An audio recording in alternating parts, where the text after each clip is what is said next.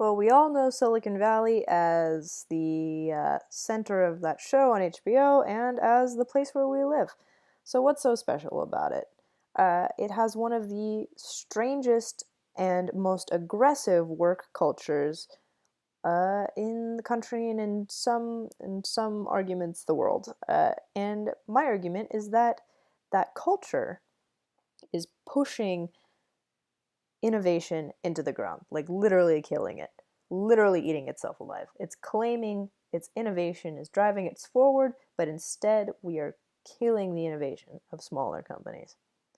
Why? Because startup companies are seeking big money. They want these big old IPOs like Snapchat. Snapchat IPO'd for $84 billion, which is a huge, huge IPO, unprecedented, potentially orchestrated by a unicorn, just not something that happens regularly. Even hundreds of millions of dollars in an IPO is not a regular thing. It's usually in the tens of millions or just the millions. An initial public offering is when you take your private company and you sell it on the public market as shares, for example, on the NASDAQ or the NYSE. How do you make big money? Big IPO, like I said.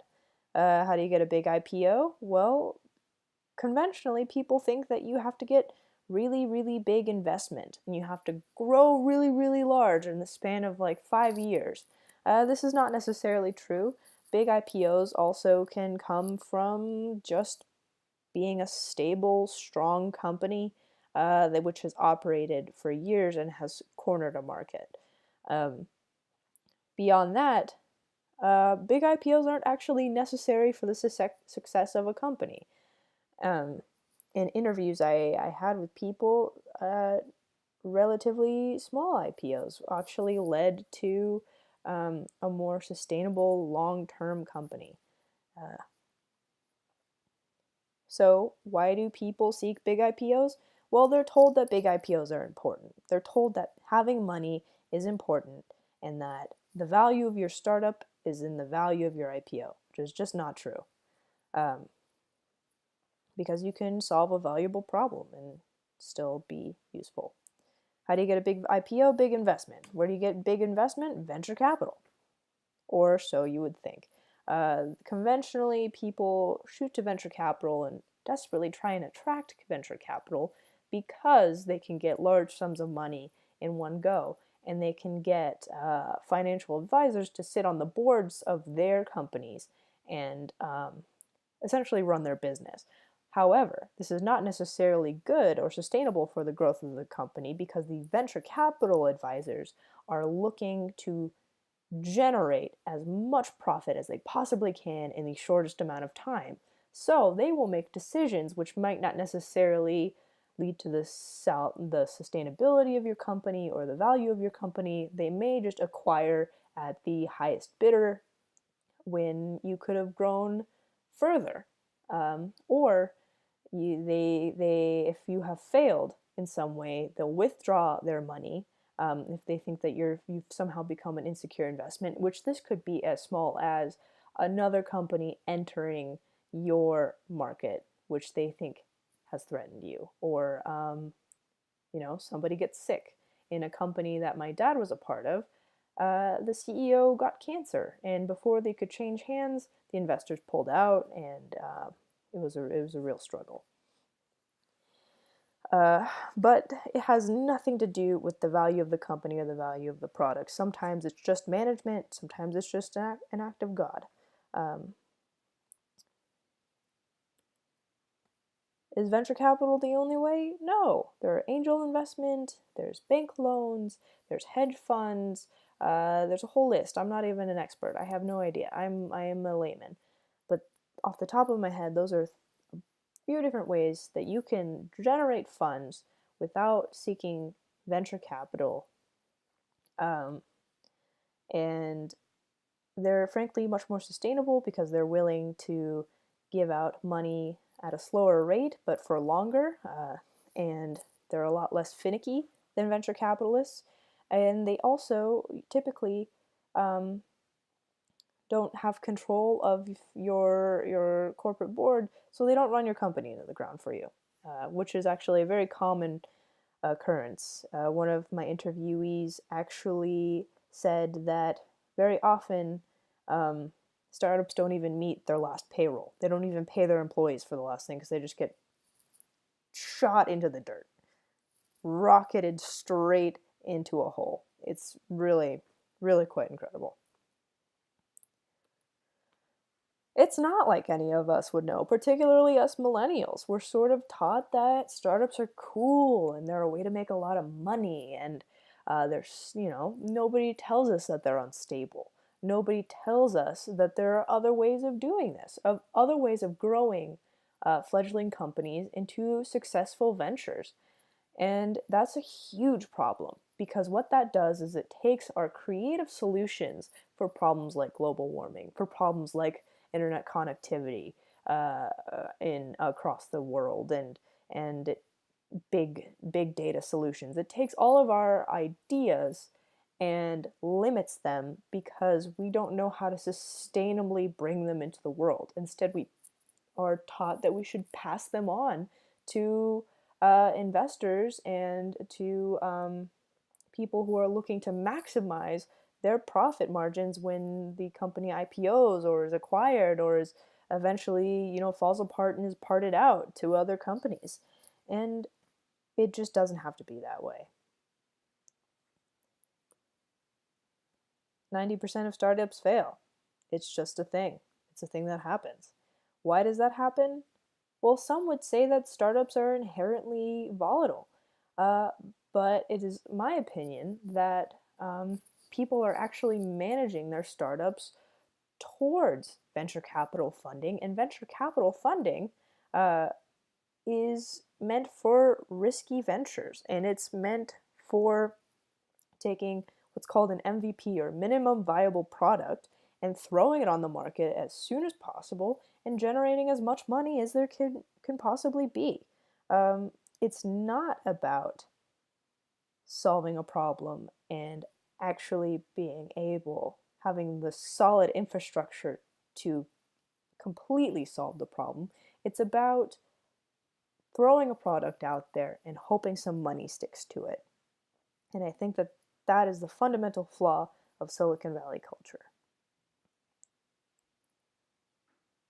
1% of all startups are funded by venture capital firms, yet 75% of those startups fail.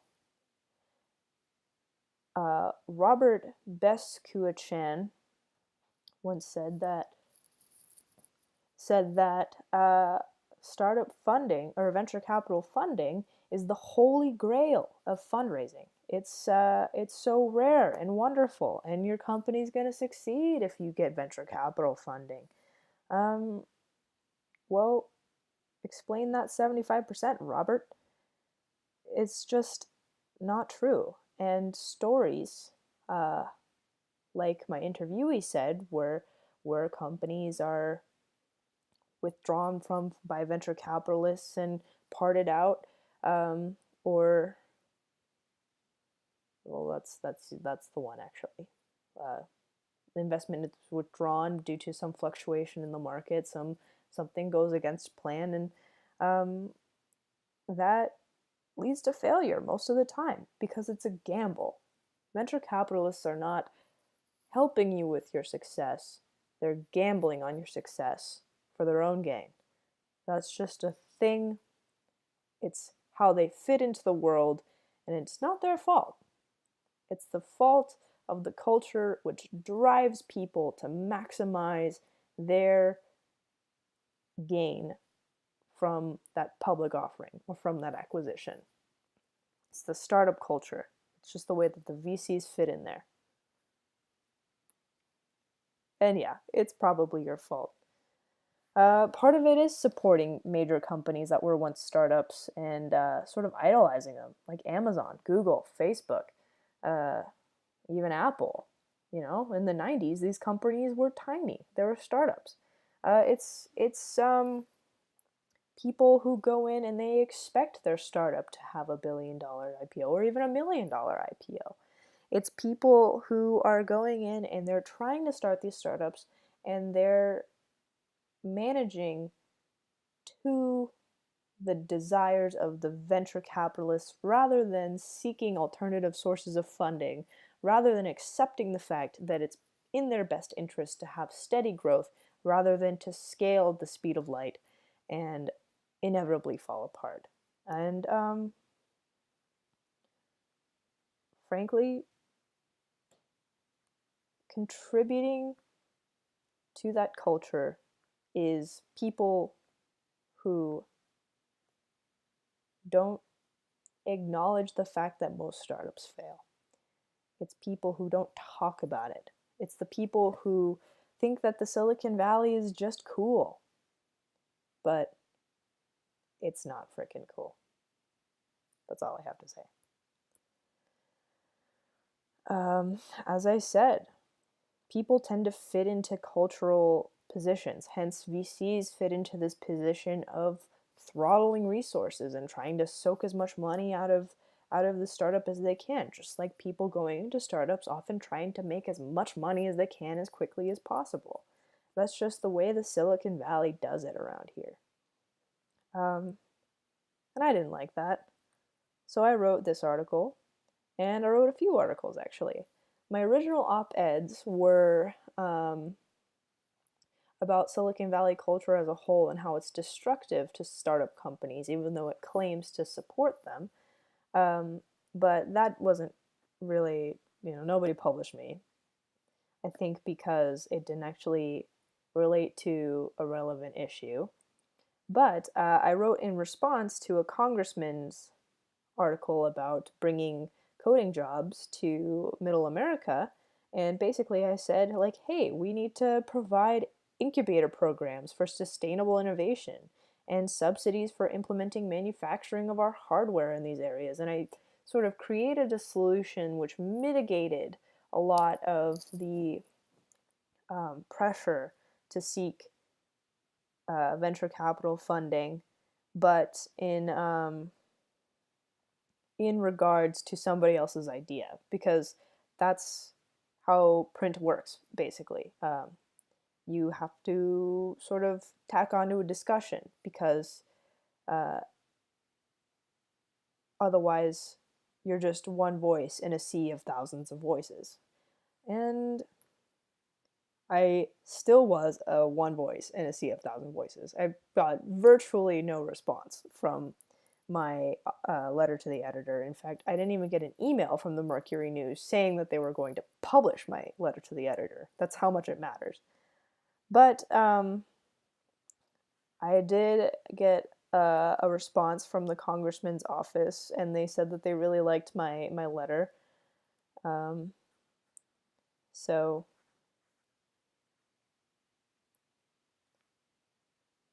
perhaps I reached somebody. Perhaps I reached into the heart and soul of somebody. But that's kind of patting myself on the back. Really, culture is fundamental to how people act, and that's why it's so hard to change, because its culture is basically like a habit, but for millions of people. So imagine that one habit you can't shake times a million. But he liked it, and he's pretty important, I guess. So maybe I changed somebody's mind. Maybe I planted the seed of something somewhere.